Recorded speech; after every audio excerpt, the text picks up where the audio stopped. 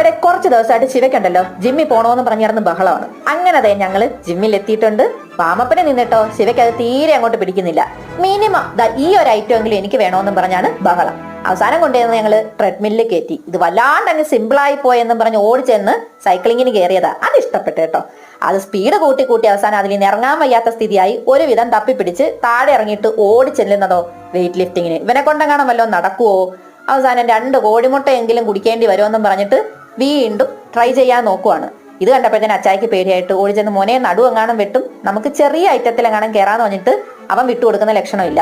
Last try ആണ് അച്ചായി എന്ന് പറഞ്ഞ് ഒന്നുകൂടെ നോക്കുവാണ്.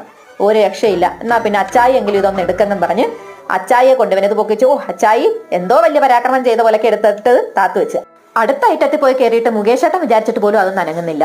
നമ്മൾ ഉദ്ദേശിച്ച ജിം ഇതല്ലല്ലോ അച്ചായി എന്നും പറഞ്ഞ് ശിവ അവിടെ നിന്ന് ഇറങ്ങുകയാണ് കേട്ടോ. എല്ലാവർക്കും ഇഷ്ടപ്പെട്ടെന്ന് കരുതുന്നു. Thank you.